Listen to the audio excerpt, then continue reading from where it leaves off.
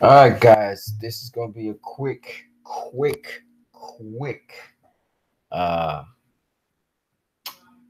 stream. All right, you can leave your comments in the comment section. Let me, guys, this is gonna be a quick. Let me just get rid of this audio here. Oh God, sometimes I blooper like crazy. Let me read this for you guys. It says in Joel chapter 3, verses 18 to 21. And it shall come to pass in that day that the mountains shall drop down new wine, and the hills shall flow with milk, and the rivers of Judah shall flow with waters. And a fountain shall come forth of the house of the Lord, and shall water the valley of Shittim. Egypt shall be a desolation, and Edom shall be a desolate wilderness. For the violence against the children of Judah, they have shed innocent blood in their land, but Judah shall dwell forever, and Jerusalem from generation to generation. I will cleanse their blood that I have not cleansed, for the Lord dwells in Zion. A lot of metaphors here, so let me try and break this down really quickly.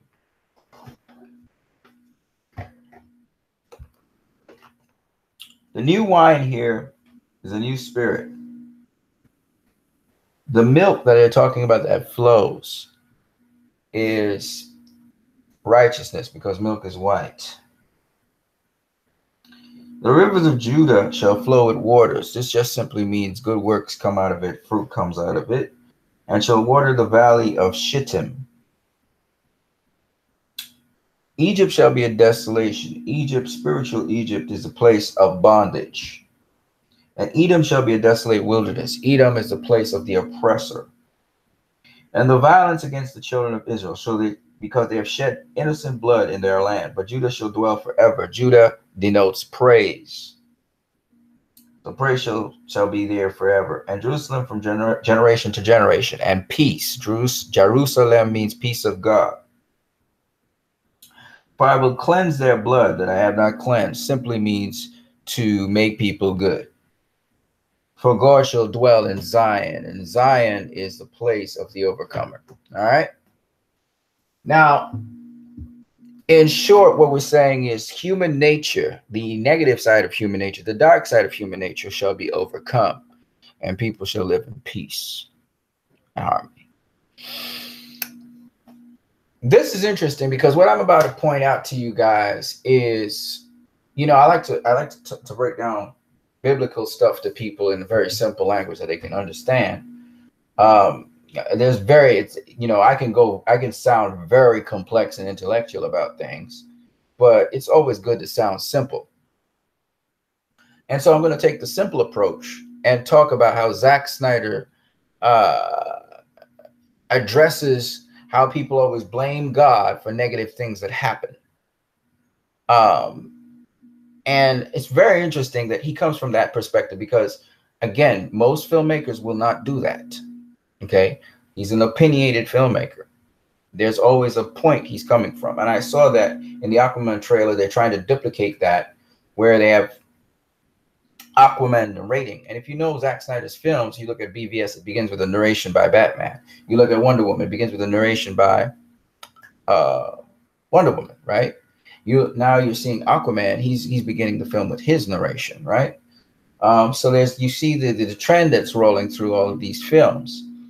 Now that's, again, so you guys can understand, I'm well aware of what is happening in the films. I'm well aware of what I see in the trailers. The reason why I don't highlight those things is because I understand the subversion that is happening. There's a subversion of what Zack Snyder was intending these films to be. And they're trying to lighten up the films. They're trying to Marvelize the films. So because they're seeing Marvel having so much success with Infinity War and so on, Warner Brothers is definitely going that route. And they're picking Jeff Johns as the guy, and I have all the evidence to support that now. Jeff Johns is the guy who's really pushing the ship right now. Zack Snyder has to take a back seat, and Jeff Johns has taken over. The sad thing about this is that Jeff Johns has never had a record with movies of doing very well when he's taken over a movie.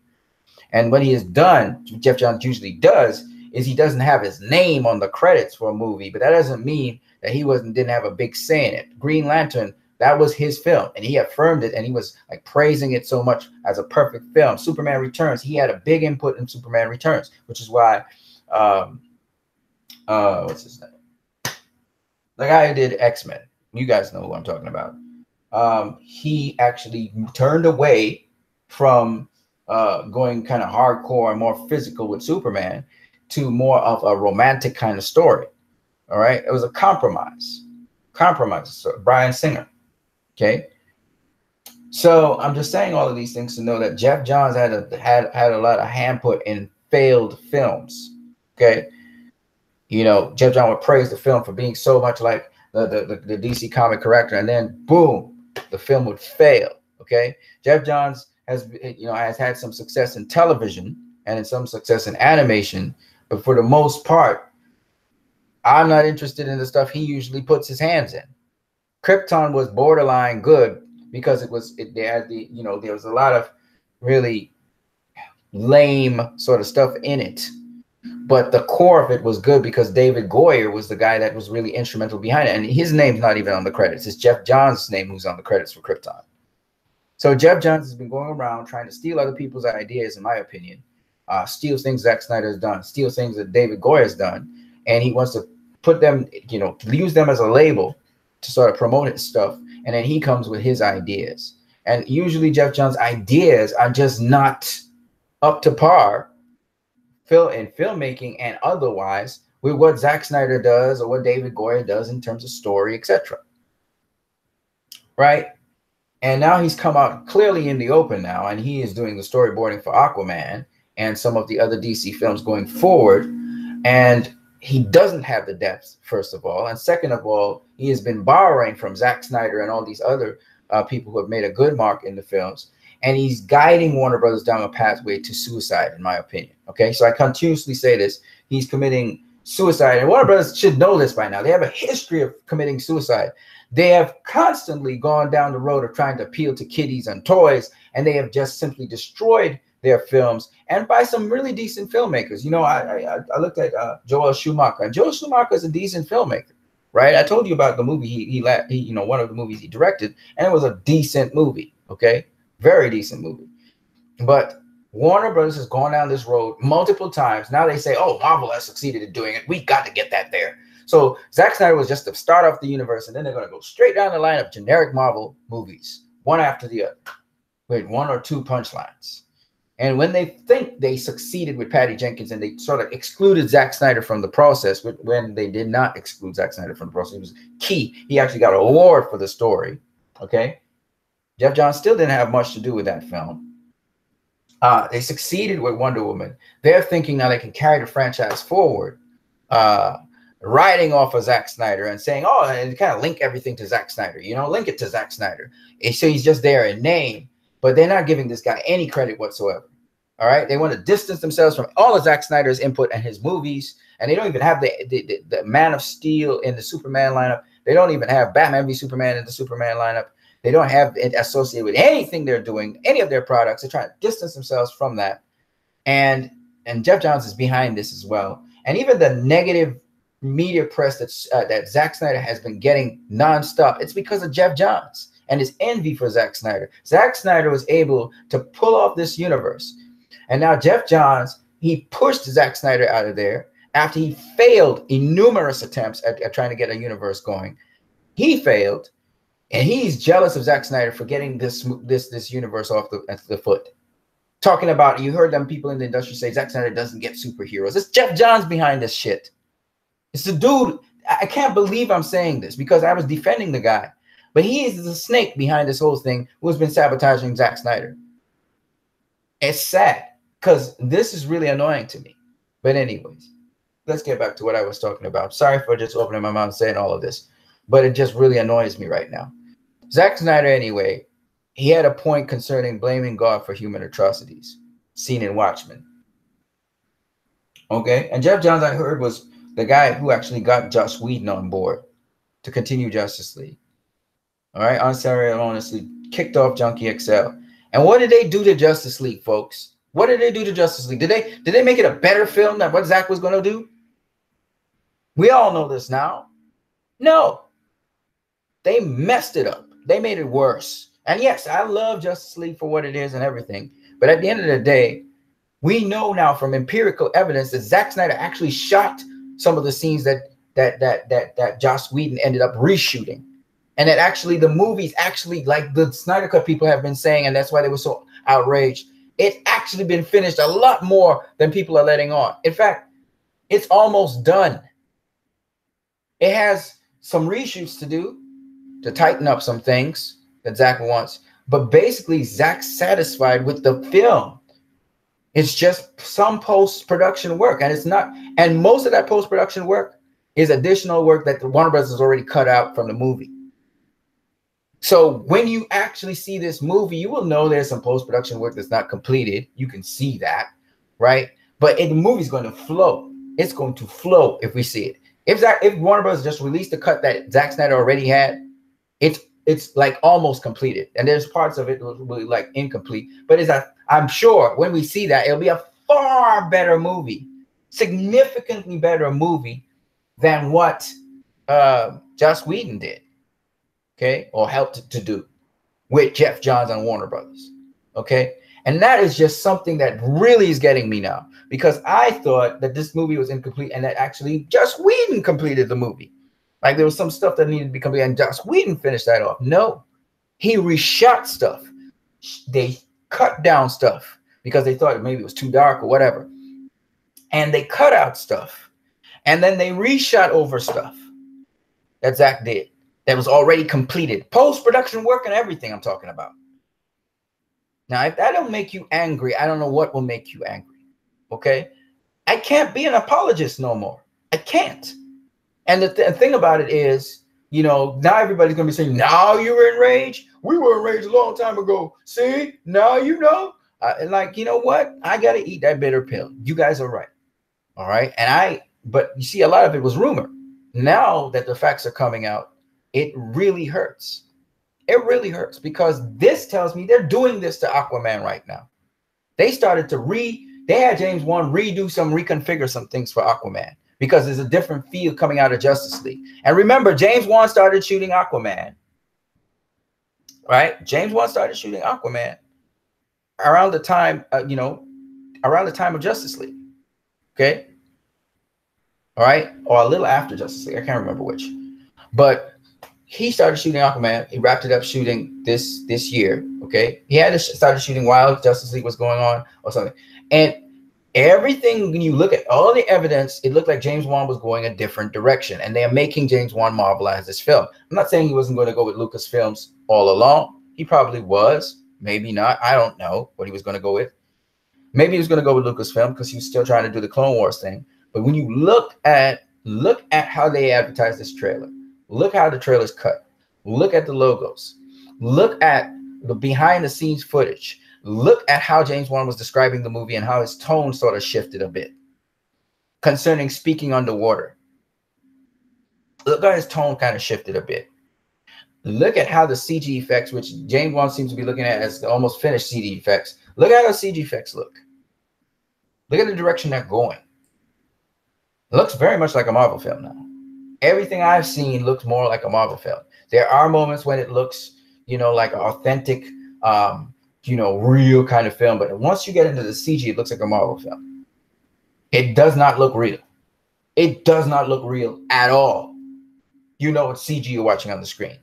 The same thing they accused Zack Snyder's films of doing, and even the end part of Wonder Woman, is the same thing I am now accusing them of doing with these films. They are marvelizing these films. This does not look like a real. When you see those action scenes, when you see the fights, they do not look real at all. Not even in the least real. Doesn't even look like video game real. It looks like if you're looking at a kind of cartoon, an animation. And it reminds me immediately of Marvel. Anyway, let me go into what I have to say. So we're talking about Zack Snyder's point concerning blaming God for human atrocities seen in Watchmen and Batman v Superman: Dawn of Justice. I posted up that video. It's a video before this one, so you can go ahead and take a look at that. I'm just summarizing some of the things that are kind of subtle that I think should be mentioned. People like to accuse God of all kinds of things, don't they? But one of the things I've noticed is people want free will, right? You want free will. You want the freedom to choose. But yet you're going to turn around to God and say, why didn't you intervene here? Why didn't you take out these people? Why didn't you kill this person? And then they talk about God as a tyrant. So God, on one hand, is giving us choice, because we're getting to choose to call him a tyrant, right? We get to tell him whatever we want to call him, right? But on the other hand, he's a tyrant, right? He's a tyrant. We can say he's a tyrant because look, God is a tyrant. Next thing you want, this tyrant, all of a sudden, he's forcing everybody to do one thing, or if you don't serve him a certain way, you're dead. But yet, on the other hand, people are doing horrendous atrocities, and he's allowing them to do that. And we want him now to go in and deal with those atrocities. Which one is it? You blame him for being a tyrant, first of all. The next minute, you blame him for not being involved in something. So which one is it? He doesn't give you the freedom of choice. You know what I mean? And it's just something that I find very dissonant. You can't make an argument, first of all, on whether you believe there's a God or no God. You can't make the argument that God's a tyrant, yet you have the freedom to call him a tyrant, right? Then the second thing is you can't say that God, how can God be in the world and he's letting atrocities happen, right? Which one is it? If he's a tyrant, that means you don't have a choice in doing what he has to do, right? And then if that is the case, how can you tell him, right? You're blaming him for being a tyrant. Then on the other hand, you're saying he's allowing human atrocities to happen. Which one is it? Which one is it? Because if you're saying he's allowing human atrocities to happen, right, and he's a tyrant at the same time, he won't allow people to they must do certain things. They must do certain things a certain way. Otherwise, they would be punished. Well, why isn't he punishing people for doing that then? Because you accuse him first of being a tyrant. Then the next minute, you're saying, hey, wait a minute. But he needs to be involved in here. And then the biggest oxymoron of the whole thing is you get to accuse him of being a tyrant, and he doesn't do you anything. Why is it he doesn't do you anything? What kind of tyrant is he? So anyway, I say all of this to say, a lot of people say different arguments. Some people even give arguments for why there is no God. There's no God because if God was there, he would prevent this and he would prevent that. The Lex Luthor argument. If God is all powerful, he cannot be all good. And if he is all good, he cannot be all powerful. It's the Lex Luthor argument. Think about it now. See, I'm trying to be not too intellectual so you guys can understand what I'm saying, and yet just enough so that you guys can consider and reflect on what I'm saying. It's an oxymoron. You're going into what's called an oxymoron, a paradox, an ironical statement. You can't say God's a tyrant and point a finger at him, because if you point a finger at God and say he's a tyrant, he should have killed you already for saying that. Then you want God to give us freedom of will to choose to do whatever we want, so I can do whatever I want and God mustn't condemn me. Yet at the same time, you're blaming God for human atrocities happening or natural disasters happening, and he's not stepping in. Again, that's paradoxical. You can't have it both ways. And Zack Snyder explores this both in Batman v Superman, where Superman is unfairly blamed for certain things because he has not been involved. And when the capital city blew up, he did nothing. And so people feel that, he was implicit in that event, and people thought he was bad. And so therefore they cast the blame on him instead of casting the blame where it really belonged. And very much in Watchmen, we saw the same thing. In Watchmen, if you go and watch my clip, you would see that the comedian, he literally blames Dr. Manhattan, who said, don't do that, stop, right, for killing the woman who he had sex with and had a child with while he was in Vietnam. And she slashed his face with a broken bottle, saying, you will remember my country and you will remember me. And because of that, he shot her for it. And he actually blamed Dr. Manhattan for that. Not taking responsibility for it, he cast the responsibility on Dr. Manhattan, saying, you did nothing. You could have converted this stuff into bullets and stuff, even though Dr. Manhattan told him to stop. Didn't use his powers, but he told him to stop. And it's amazing what Zack Snyder did there, because that is in essence what God is.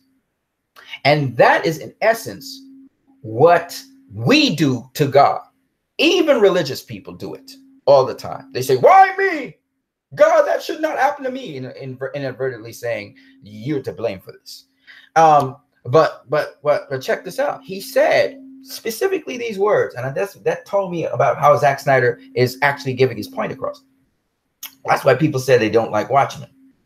He said these words. He said, you could have converted the bullet into snowflakes. You could have converted the gun into some other thing. You did not. So you don't care about mankind. What's the thing that everybody says about God when they want to blame him? What's the primary excuse that mankind makes whenever they do something wrong and they don't want to take responsibility for it and they want to blame God? What do? They say, you don't care. God doesn't care. What did Adam say about Eve when he got caught in his wrong? Did he accept responsibility for what he did? No. He said, the woman you gave me the apple. He blamed God for him doing the wrong. It's an old flaw when you are flawed. Most people, when they're backed in a corner, what do? They lie. They cast the blame somewhere else. They kick the bucket down the road. It's a real man who will accept responsibility. I did it. I did it. I did it. I messed up. And if I have to make amends, so be it. But it's human nature to pass the buck to somebody else. Who's the best person to pass the buck to? The invisible man in the room, God. Oh, I blame God. Or better yet, God doesn't even exist, man. God don't exist.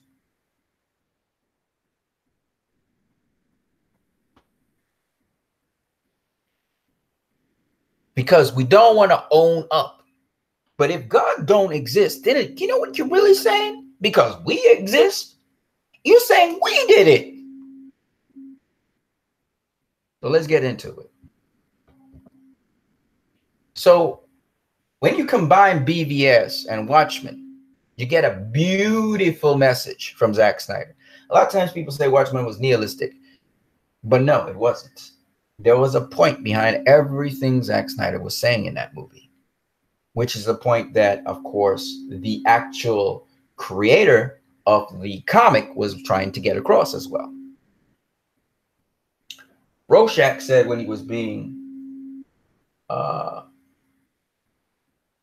addressed by a psychologist in the prison who was trying to get him off an insanity plea.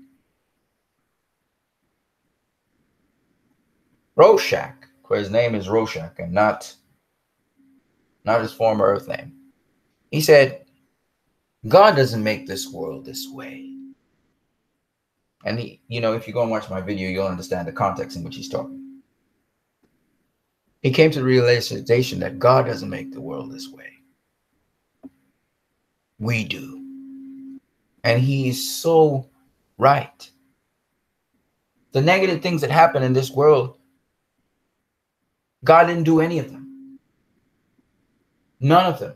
We like to talk about the weather patterns being an act of God, but we never talk about how we contributed to the weather being so violent today, to the depletion of the ozone layer, to the putting in of gases that are affecting it, to how we interfere with weather patterns and tides and sea patterns and gravitational fields on the earth. We don't talk about that, and how we're selfish and our greed is what makes us leave the Geneva Convention. We don't talk about those things. On climate control, on engagement in wars, on being susceptible to the International Criminal Court, we don't talk about that. We don't talk about the actual people who do these things, how we clean out rainforests, we kill animals to extinction, hunt them down, fish them down. He's right. God doesn't do these things. We do. Then we want to blame God after. But interestingly, in Watchmen, I'm going to point out something else. Dr. Manhattan spoke to the comedian. very forcefully so that he wouldn't do it. Didn't get involved in the situation per se, but he talked to him. And to me, God speaks to us all the time. Regardless of how you see God, I see God in nature. I see God all around me. I feel God all around me. God is real to me. God sustains me and keeps me alive. Whether you think God is energy, or God is values like love, joy, and peace, or whether you think God is some being extraneous to us, he does not affect our power of choice directly. He won't stop you from doing something directly, but he will speak to you if you pay attention and you listen. And I noticed that Dr. Manhattan did just what God would do. He spoke to the comedian, and the comedian still carried it out, and then blamed God for not intervening. A lot of times I would say, God, take control of my body, take control of my mind, don't let me sin. But I still have to make the choice, because it still comes down to choice, folks, whether you want to do something wrong or not.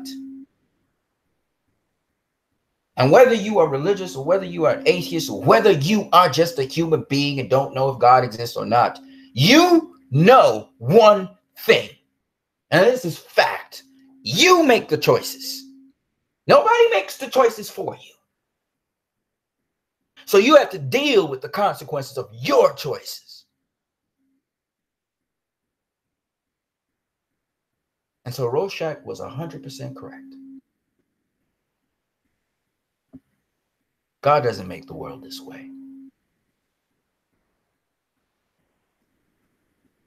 We do. And the beautiful thing about that is, now when you go back to Man of Steel, when you go back to Batman v Superman, you realize that Superman didn't make the world this way. Oh, mamma mia. We did.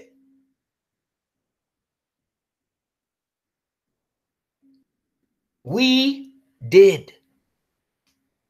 And that's a bitter pill to swallow, going in to watch a superhero kick up.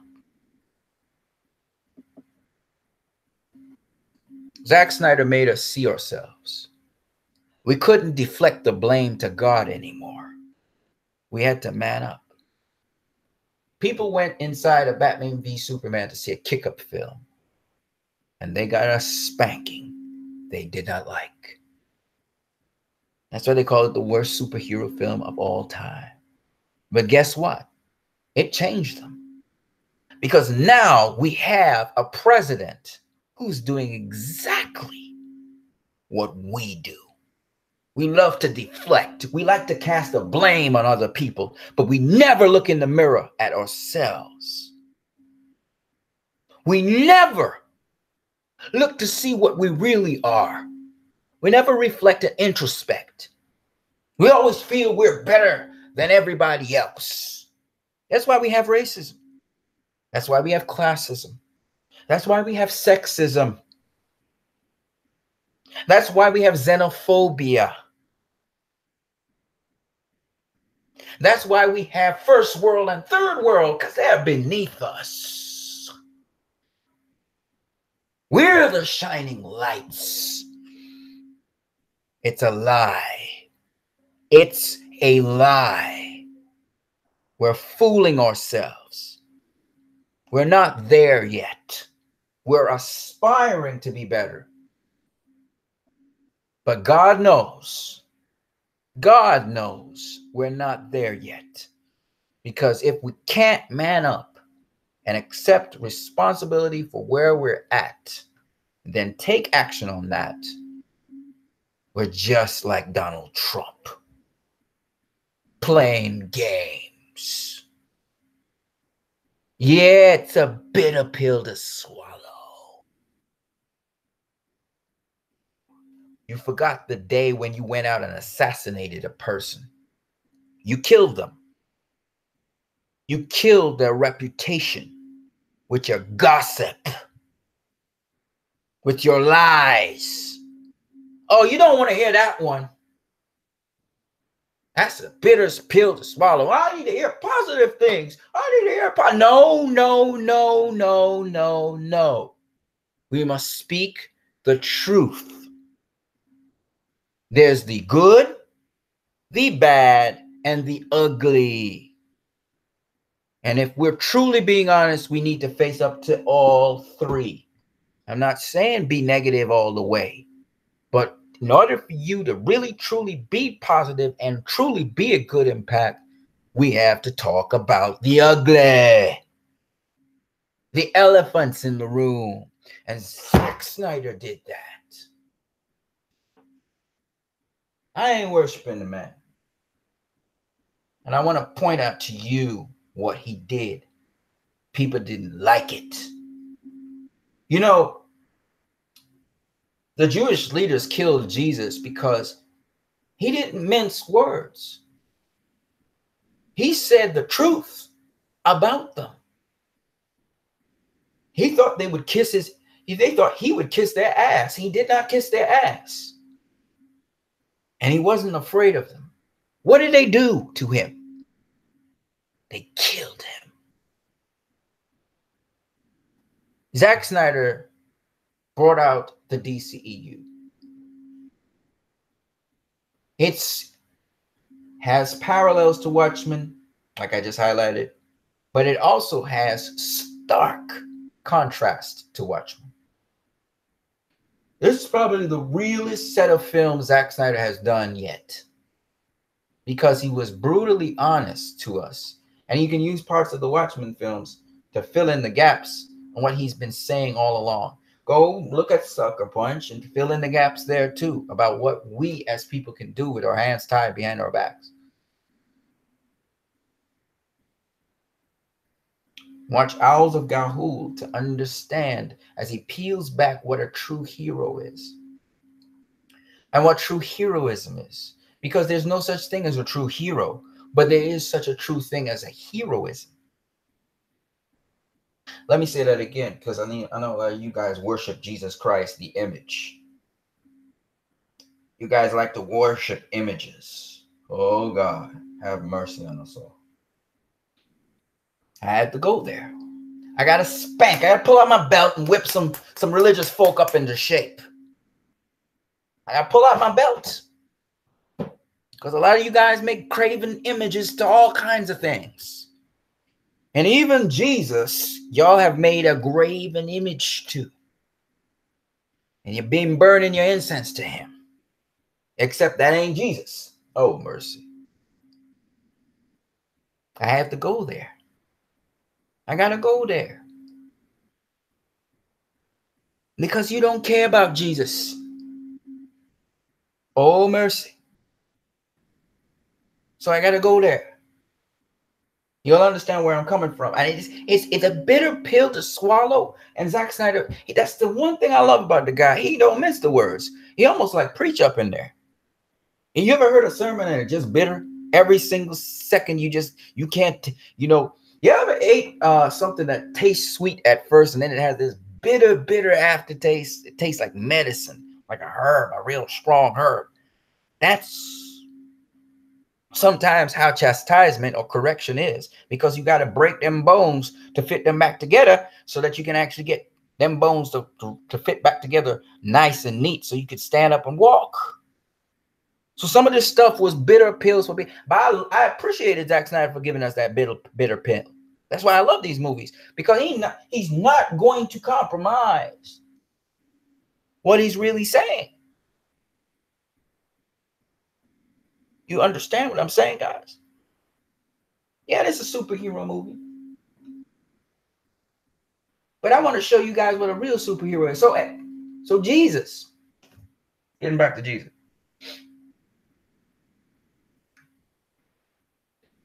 The real Jesus, listen to me carefully, is God. The real Jesus doesn't need to have a form, doesn't need to be drawn. The real Jesus doesn't need to be a man. Listen to me carefully, because this is not sacrilege I'm speaking. This is the truth. Right now, Jesus is here. Is he a man? No. People will say, well, Jesus is in heaven. Well, heaven is here. For those of you who don't know, heaven is a dimension. Oh, no, heaven's not a dimension. Sorry. Heaven is a realm that governs this realm. Okay? It's not exclusive to this realm. It's not something separate from this realm. This realm is contained in it. So it's here. And Jesus is here. Jesus doesn't have to appear in a form. He can, if he wants to. But he's here. But what the difference with Jesus, you have to understand, is that Jesus has experienced what it is to be a man. And he has experienced what it is to have sin. And he's overcome both of them. But Jesus is not, at this present point in time that we are here, a man. He doesn't need to be. That was for us. So when you go worshiping a picture of Jesus on the wall, that's Jesus there. And you know, a lot of people like to talk about Jesus and the blood and all of these things. And they go into the same old rhetoric over and over again. No disrespect to them. I understand what they mean out of sincerity, but vain repetition. See, Jesus lives when we express him in our lives. Jesus is seen by others. We may have seen him already, but he's seen by others. In other words, for you guys to understand very, very simply, and maybe an atheist will get me better than other people, but that's okay. Jesus is all about how you express the virtues and values that make him to others. Smelling something. It smells like chloroform. Anyway, yes. So in other words, Jesus is only as alive to other people through you as you express him. The ultimate worship of anything is in it becoming alive in you and you serving that thing as if you were a slave to it. If you want to worship an idea, it's not by talking it, it's by doing it. If you want to worship a person, it is by whatever values they have highlighted in their lives, you take as your own and you carry them out. It's not lip service and it's not posturing. It is doing. Got it? So if you call yourself a Christian, you have to show that. It's not good enough to say it and claim it as if it is true. You must do it. And a lot of you guys, by your actions, show you're not a Christian. And I know it's a work in progress. But I'm talking about in your heart, at your core. You don't believe a thing that you say you claim to believe. That's why it's dangerous to worship images. Dangerous. So God doesn't want us worshiping graven images or any image for that matter. It's not the image. The image is a representation of the idea, not the person, the idea. And then you lose sight of the idea. Or if you think it's your idea and not in its pureness, the idea itself and the virtue of the idea, you have already lost sight of everything else and you're going down the fantastical road of invention. You're starting to make God in your own image, in your own likeness. as you perceive him. That's a dangerous road to go. And so you have to understand what I'm saying. I don't know, some of this might have been a little too heady for some people, but the point behind it is that we're not dealing with hero worship here. Even though it's a superhero film, it's not that. And Zack Snyder made that point of pointing out when Superman was gone. This is very important. If, you know, there was this little monument made for him and it said, if you his something, look around you. If you see his monument, if you want to see his monument, or if you want to see who he is, just look around you. In other words, Superman is an idea. Superman wasn't, and that's what basically Jor-El said to Kal-El. Hope is an idea, right? It's an ideal. Superman's an idea. It's not Superman is not, and that's where Zach has gone to another level. See, all along, people have been talking about Superman as a person, an alien. Superman is not that. Superman is an idea. You understand? It's not limited to Kal-El. It's not limited to Clark Kent. It's not limited to Jor-El. It's an idea. You know, it's interesting that the Joker in Suicide Squad said, I am an idea. David Ayer didn't explore it further, sadly. I would have loved to see where he was going with that, but I think they cut up the movie so much that you never really heard what the Joker really was saying about him being an idea. But it's the same thing, basically. It's a parallel where it's an idea, it's an ideal to strive towards. That is the Superman. And for me, Jesus Christ is the Superman. He's an ideal to strive towards. He's an idea. As God is an ideal and an idea. You get it? It's very spiritual language, I'm saying. And it's very real. You know, I was discussing with my friend again, Karen Hercules. Shout out to you, Karen, if you ever see this video. And we were discussing God and his sentient existence and energy. And, you know, we were speaking also about dimensions and realms. And it's very interesting that there's so much we have not observed yet. Let me put it that way. Or science, official science has not observed yet.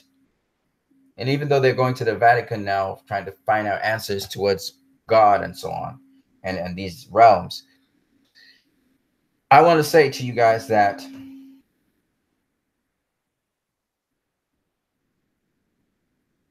whether or not you believe there's a God,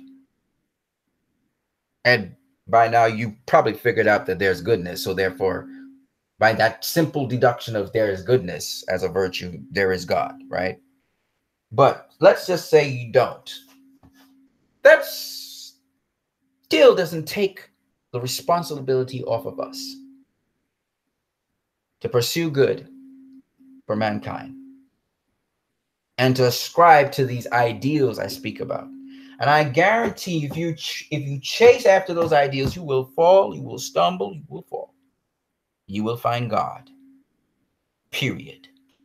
And you will understand exactly what I am saying. It'll make perfect sense. And you'll even understand what Jesus is.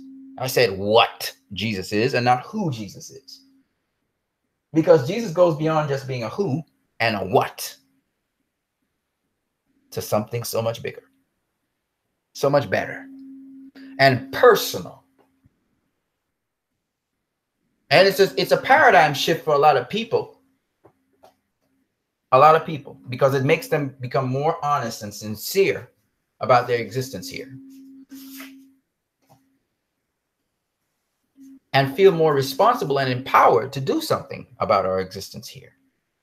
Like I said to you guys, it's not about the outcome, and it never will be.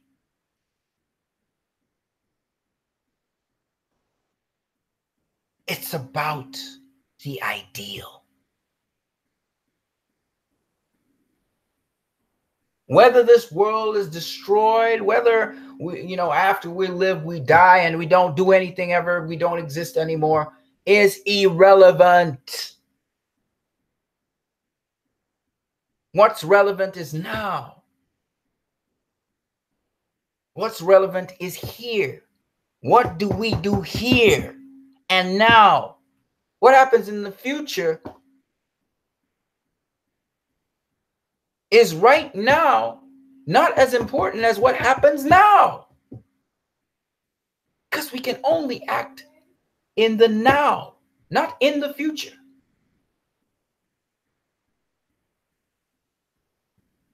So I say all of these things to you guys to help you and inspire you to move forward. And also understand what I think this director was saying, whether he consciously was saying it or not. I just found it very inspirational. I wanted to share it with you guys. And I wanted you guys to understand how much we are responsible for the lives of ourselves as well as the people we influence. If you believe in God, you should be able to see this and understand this. And even if you don't believe in God, you should be able to see this and understand this just from the natural consequences of things. How much we have either made the world better or worse for being here.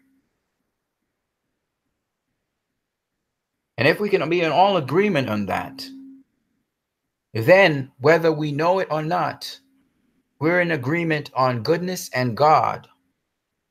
And we are responsible as stewards with this life we are given. For clearly, we've been given this life. We didn't have a say in how we came here. And we probably don't have that much of a say, even though we do have a say in how we leave. But this much I do know. While we're here, let's do some good, as Amanda Waller would say. You guys enjoy the rest of your day. I'm about to go. Dave Ethan, man, shout out to you. Dave Ethan talked about Brian Singer. Cool. D&J Lawson Fowler says biblical exegesis. Love it. Thanks, man. Dave Ethan, truth is a double-edged sword. Yes, it is. It don't feel too good when it's cutting you. You know, it doesn't feel too good, but it's worth it. Because once you've been operated on, you come out better. You know, when you're very, very ill and you don't know it, you don't even know you're very, very ill. And then you start get treatments for that illness. It don't feel good. It never feels good. But as you start to recover, as you start to get better, you realize it was worth it. Ain't nobody really like to take medicine. Medicine don't ever taste good to the mouth. Some medicines do, but most medicines don't. And in fact, the side effects of the medicines initially make you feel terrible. But as time goes along and you take that medicine, you heal up and you get better and you feel better than when you didn't take the medicine. This is not the case with all medications, as healthcare is a thing where they're promoting drugs and sometimes people get addicted to drugs. All kinds of bad things happen now. But my point anyway is the ideal is when you take medicine, you get healed up, right? So my point is still stands. Share this video with other people, please, folks. Check out my song, Harmony. I address several different issues, but they're mostly visual. I address them. I don't really say much in the song. The lyrics say something, but they mean multiple things. So check out my song if you guys don't mind, as well as check out the video that I put out that's concerning this same subject, which is just before this video. On that note, I hope you guys have a great day. You guys have a good one. God bless you all.